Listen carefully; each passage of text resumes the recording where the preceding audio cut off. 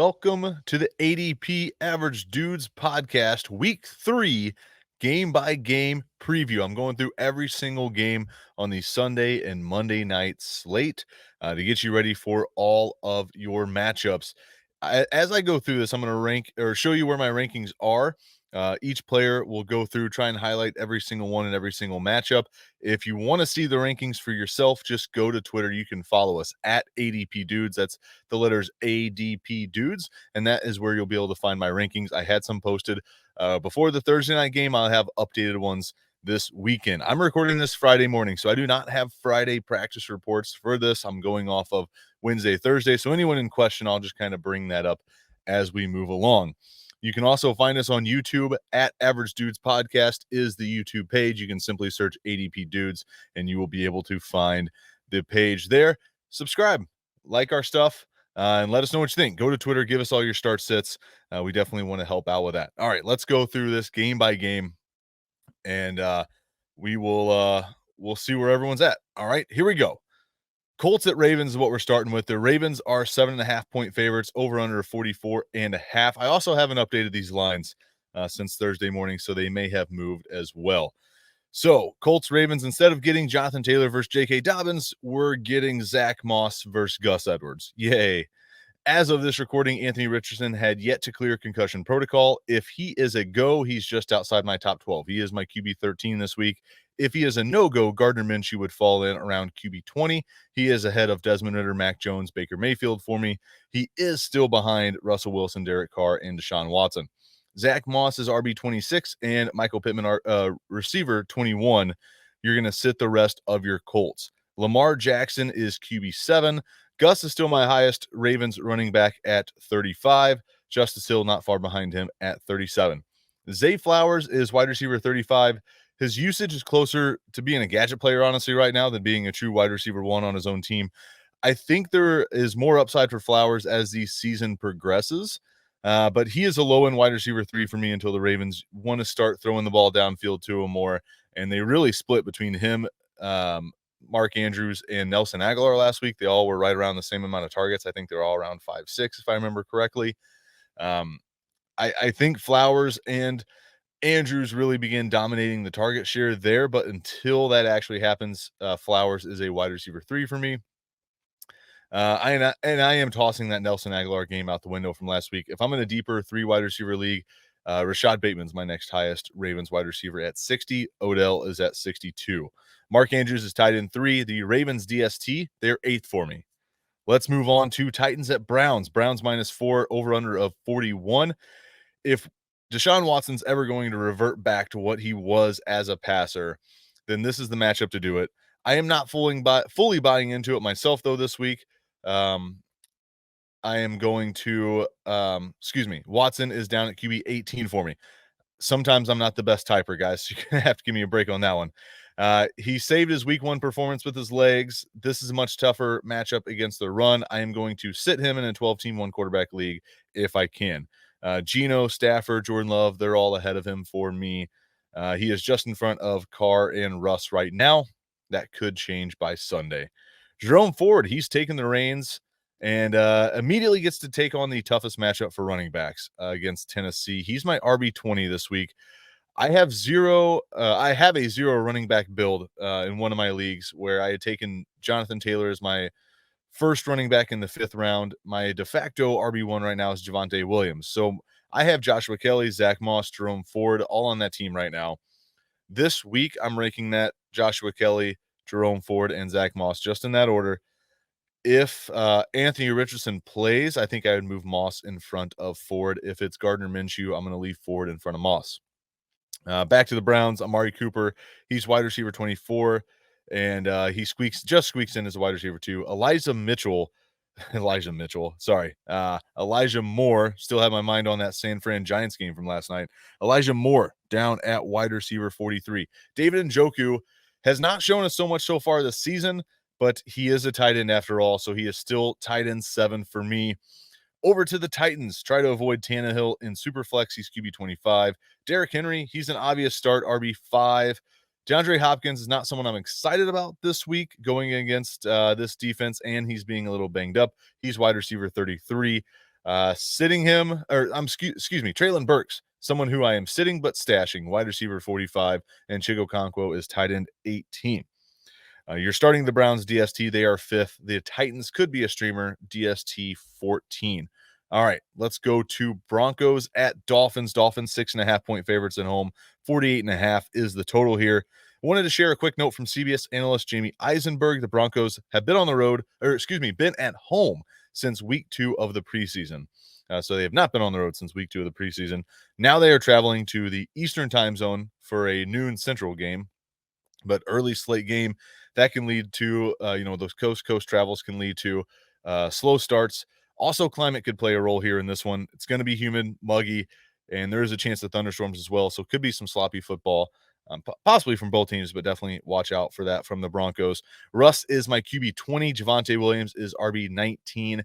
He had 17 touches week 1, 14 touches week 2, 9 targets so far total on the year. Hoping we get to see our first double-digit PPR performance from Javonte this week. Jerry Jeudy's wide receiver 23 could be a negative game script environment, which should be good for Jeudy. Cortland Sutton, wide receiver 46, not really looking to start him. And Marvin Mims, nice week 2, but just on those 2 catches. I believe it's just the 2 catches he finished with. I'm not starting him this week. Adam Troutman, tight end 19. Over to the Dolphins, 2 as QB6. We at the ADP love each and every one of you starting Tua. Raheem Mostert could have a big day. RB 16 for me. Jalen Waddle, not yet cleared concussion protocol. Looks like he's going to miss right now. He's a wide receiver 2, though, if he does clear and play. Tyreek is the wide receiver 2, not playing any other Dolphins wide receiver, not getting cute with Craycraft or Barrios. If Waddle is out, I would consider Durham Smythe, though, as a low-end tight end 2. Dolphins are my DST 15, Broncos 21. Let's go to Patriots at the Jets. Jets are 3-point home underdogs, over under of a super high 37.5. Doesn't feel like a lot of points going to be scored in this one, according to the books.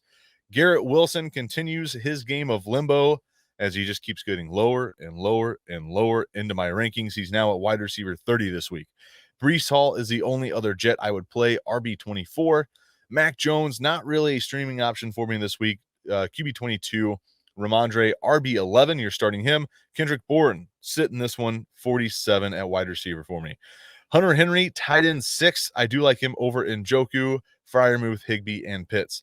The defenses in this game could very well be the 2 best fantasy assets in this contest. Patriots are 7th, Jets are 10th. Bills at Commanders. Commanders plus 6.5 at home. 44.5 is the total.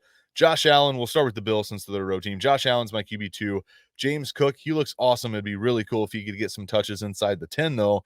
He's had 17 carries and 4 catches last week. If he's gonna get 20 catches a game, he's one of the best picks from his ADP this year. Stephon Diggs, wide receiver 3. Gabe Davis, wide receiver 32. Dalton Kincaid, tight end 17. And Dawson Knox is just outside my top 24 tight ends. Sam Howell is a sit, QB 24. Brian Robinson, he is a start in a tough matchup just because he's just getting so much work. The workload he's getting, I have him at RB 21. Antonio Gibson's RB 45. So we could finally see what Washington looks like with a negative game script. We obviously didn't see that really. Week 1, it was more neutral than anything, and then they came back and won it late, despite them trailing against the Cardinals. I wouldn't necessarily call that negative. And then last week, obviously, negative early, but then made the big comeback and led for most of the second half. But a true negative game script from Rivera this week. I'd like to see what Gibson's usage looks like in those situations. Jahan Dotson, sadly falling in my weekly rankings. He's down to 31st now. He's wide receiver 3 for me for the first time this year. Still 1 spot in front of Gabe Davis, though, in this matchup. Terry McLaurin down to wide receiver 38, sitting Commanders tight ends. Bills are a top 5 defense for me this week. The Commanders are 20th, although they are mostly ranked in my top 24 out of necessity. If Josh Allen, though, plays his crazy hero ball again, maybe you could get a few turnovers out of the Commanders. The Falcons at the Lions. Minus 3.5 for the Lions, 45.5 is the total. This is your sneaky above average game of the week. I would love to see the Lions force a little tempo out of Atlanta. We could see a large amount of fantasy points in this one if we can get that. Desmond Ridder is my QB 21. Bijan, 3rd in my rankings, but number 1 in my heart. Tyler Algier is still a RB3. He comes in at 30th. Drake London, wide receiver 27, coming off a game where he absolutely torched Jair Alexander. This style of offense will just always cap his upside. That mean man, Arthur Smith, his mustache is looking a little bit better, though, for the 6 for 60-something yards and a touchdown for London. But this is why London's just not closer to 20 for me. It's because I think his upside just really capped in this offense. Mac Hollins, he made my rankings, wide receiver 63 out of 64. This might be the Kyle Pitts game. Detroit has allowed the third most points to tight ends this season, according to NFL.com, and that has come against a Kelsey-less Kansas City and the Seahawks. So Kyle Pitts, he's still 10th for me. Jared Goff, he is a QB1 this week. He is 11th. We are hoping that the Lions give Jahmyr Gibbs all of the workload, or at least a larger one. They are going to involve other backs, though, most likely Craig Reynolds. Still, Jahmyr Gibbs RB7 for me. Reynolds could be a flex play if you're really stuck. He's 40th. Zonovan Knight is their RB3. Name to keep in mind if Demont misses an extended period of time.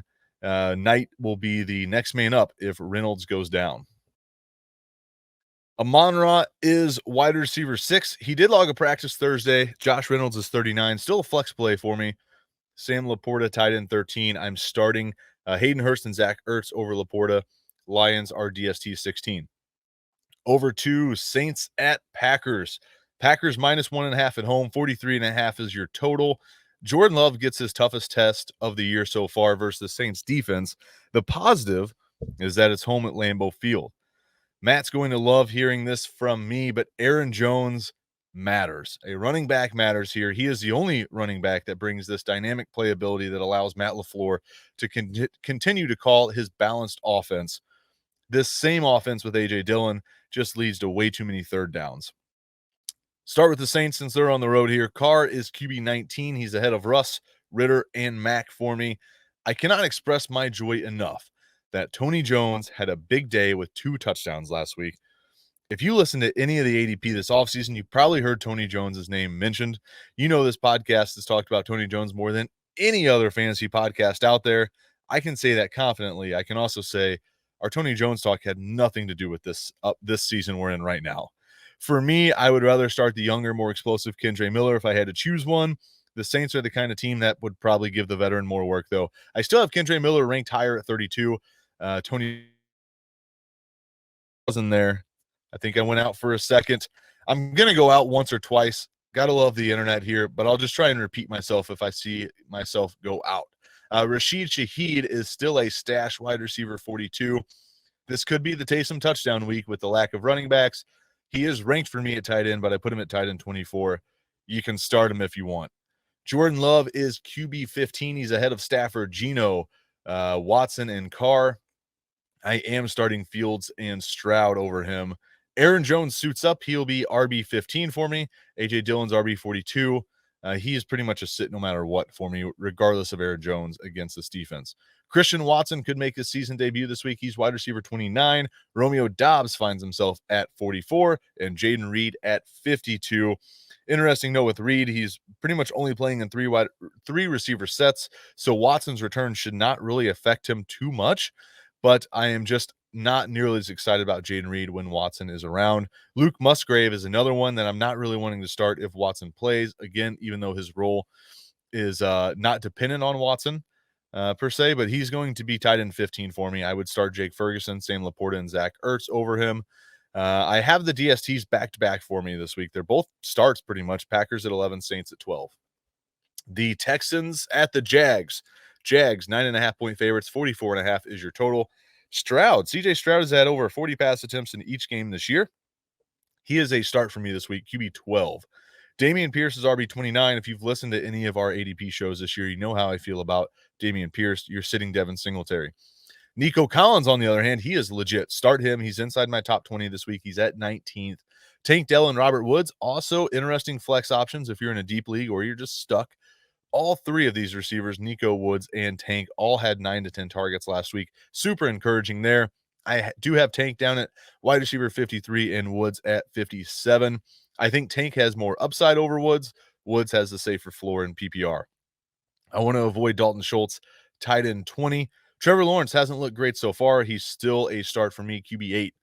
This is setting up to be a huge game from Travis Etienne against one of the worst run defenses in football. He is my RB4 this week. Tank Bigsby is 50th, could get a decent amount of second half work and possibly find the end zone. Calvin Ridley shut down last week against the Chiefs. I think he's going to be closer to his week 1 stat line, though, than his week 2 stat line. He's my wide receiver 8. Christian Kirk, a nice matchup here as well. Have him at wide receiver 36. He does have low-end wide receiver 2 upside, especially if Zay Jones cannot suit up. I would actually move Kirk up if Zay does not go. I do have Zay currently at 49. Evan Ingram, tight end 5. Again, more really by default. Jags are DST 22. All right, Chargers at the Vikings. Vikings minus 1.5. The over-under is 54.5. This might be the biggest ADP Average Dudes podcast above average game of the week that we have this entire year. This is the highest total that we have seen on a Sunday. I believe the Chiefs Lions opened up around 54.5. They definitely did not close at that. So this could be the highest total we see close out this year. I am very excited to see how many fantasy points we get out of this one. Justin Herbert is my QB5. I thought about putting him up to QB2, if I'm being honest. I really wanted to have Cousins and Herbert be 1-2 this week. Couldn't really put him over the big 3, though. So Herbert's QB5. Much better matchup for Joshua Kelly in this one, assuming Eckler's out again. Kelly's my RB13. Keenan Allen off to a very hot start. He's not going to slow down in this one. My wide receiver 4. And Mike Williams, he's had a large target share when he's been on the field. I feel a monster game coming from him this week. He's my wide receiver 17. I'm playing him in DFS. I'm going to make multiple lineups where I stack Chargers with Herbert Williams, Herbert Allen, however I want to go about it with Vikings bringbacks. I'm going to flip that as well, where I'm going to go Cousins Jefferson with some Chargers bringbacks. That's pretty much how I'm stacking my cash plays this week. Quentin Johnson. I'm not going to be surprised if he catches a long touchdown in this one. I'm going to try and keep him stashed if I can. Gerald Everett, tight end 23. Let's go to the Vikings. Kirk Cousins, QB1 on the year, and he could keep that crown after this shootout. I do have him at QB4. Again, I wanted to move him up to QB1 for this matchup. I am not concerned about Cam Akers' involvement this week. This is a much easier matchup for Alexander Madison. He's a start RB23. Justin Jefferson, clear cut wide receiver 1. Jordan Addison, wide receiver 26. The long touchdowns definitely are helping out his numbers so far. I would like to see him get some a little bit of a larger target share there. KJ Osborne, interesting streaming option in deeper leagues. TJ Hawkinson is tight end 2. Definitely avoid both these defenses. Let's go to Panthers at Seahawks. Seahawks 4.5 point home favorites. 42.5 is the total here. No Bryce Young in this one. It's going to be the Red Rifle. Andy Dalton slinging the rock again. This could have elevated some wide receivers for me had they had any decent wide receivers. Sorry, that was probably unnecessary. Thielen is my highest ranked Panther at 58. Miles Sanders is RB18. Chuba RB44. I'd like to see Sanders kind of start pulling away with the production in that backfield. Hayden Hurst is tight end 11. I'm curious to see his involvement Sunday with Andy Dalton there to see if he's more so a focal point of just this offense in general in Carolina, or if Bryce Young is just leaning on him being the veteran kind of check down safety net tight end. Over to the Seahawks, Geno Smith, he's QB 17. Ken Walker, he is a start for sure, RB 8. Keep stashing Charbonnet if you can, RB 48 for me. DK Metcalf did not practice Wednesday or Thursday. If he does go, I currently have Seattle's receivers ranked Lockett at 18, DK at 20, JSN at 50. If DK does not go, Lockett moves up a few spots for me. JSN will move up into my top 30. Seahawks can be streamed DST 19. All right, Cowboys at Cardinals. Cowboys are 12.5 point road favorites, over under 43. This is the final tune-up game for the Cowboys this year before their actual season starts. Dak is my QB10. I'm not really excited to start him. Tony Pollard is my RB2. He's second overall this week. Good chance to find the end zone on more than one occasion again. CeeDee Lamb, wide receiver 8. Michael Gallup squeaks his way into the rankings at 61. Jake Ferguson, still a streamable tight end. I think the Cowboys will have to lean on him more throughout the season as things get a little tougher for them. This week, though, he's tight end 14. The only two Cardinals you can consider starting are James Conner, who is a start for me at RB14, and Hollywood Brown. He's wide receiver 40. Obviously, I'm going to try and avoid Hollywood where I can. The Cowboys did lose Trayvon Diggs, though, this week. Still one of the best defensive units in football, so I'm still trying to avoid Hollywood. The Cowboys DST is number one again, even despite losing their cornerback one. They are still my number one defense. Bears at Chiefs. Chiefs minus 13 at home. 47.5 is your total. Could you imagine all of the amazing football that would have just been robbed of had the Chicago Bears drafted Patrick Mahomes? As a football fan, just a football fan, I'm just so thankful that didn't happen. You are still starting Fields this week unless you drafted like a Kirk Cousins or Anthony Richardson to back him up. Fields is my QB 14. I would also start CJ Stroud this week over Justin Fields. Roshan Johnson, he's taking over that backfield faster than even the Bears anticipated. He's RB 28, Khalil Herbert at RB 38. DJ Moore, wide receiver 34. He could finally have a decent game this week, although the Chiefs did just shut down Calvin Ridley. Moore is more of a low-end wide receiver 3. Darnell Mooney makes the cut, wide receiver 64. Cole Kmet is a tight end. That is a fact. He is tight end 16 for me this week. Patrick Mahomes remains QB1, although I did want to put Cousins and Herbert in front of him. Isaiah Pacheco could be in line for one of his better games this season, RB 25. Kadarius Toney, he remains my highest Chiefs wide receiver at 54. Sky Moore right behind him at 56. The rest are unranked. Travis Kelce, he has a pulse, which means he is tied in 1. And I am not going to make any Taylor Swift jokes. I want to, but I'm just going to shake it off. I'll leave them to their own love story, at least Taylor's version. Chiefs DST 9. Let's go to Steelers and Raiders. I can't run away from those jokes fast enough. Raiders 1.5 point underdogs at home. 45 is your total here. Who cannot wait for this throwback game on Sunday Night Football? These teams used to be bitter rivals, and I'm sure during these rivalries 50 years ago, their offenses were more exciting to watch. Top tier uniform matchup, though, for sure. Kenny Pickett, super flex sit for me. QB 27. Najee Harris should be more productive in this matchup. RB 22. Jalen Warren, RB 31. Warren is a flex option, while Najee is an RB 2 against the Raiders. Good setup for George Pickens as well. He's my wide receiver 21. Still sitting the rest of the Steelers wide receivers. And Pat Freiermuth, tight end 8. Steelers DST 6. Definitely start them. Not the first or last time you're going to hear me say this on the show, but the only Raiders you can for sure start are Josh Jacobs and Devontae Adams. If Jacoby Myers remains involved, he is also probably going to starting to get plugged in there as well. I am buying low on Josh Jacobs if anyone's going to panic after his disastrous 9 carries for -2 yards. He's my RB7 in this contest. Devontae Adams, wide receiver 5. Jacoby's at wide receiver 41. Again, if he continues to be part of this concentrated pass attack, he is going to move up into a wide receiver 3 moving forward. Let's go to the Monday night doubleheader. Our last 2 games on the slate here. We're making great time today. Eagles at the Bucks. Bucks 5.5 point underdogs at home. 46.5 is your total. Jalen Hurts, he's my QB3. DeAndre Swift comes in at RB 17. We will see what this backfield looks like with Swift after his huge week last week and a healthy Kenny Gainwell. I have Gainwell right now at RB 34. Devontae Smith, I have it wide receiver 10, while A.J. Brown is 13th. Dallas Goedert is tight end 4. You're obviously starting all 3 of them. Baker Mayfield squeaks in as a start in Superflex. He's my QB 23. Rachaad White, RB 27. I have finally moved Mike Evans ahead of Chris Godwin. Evans is wide receiver 15, Godwin at 25.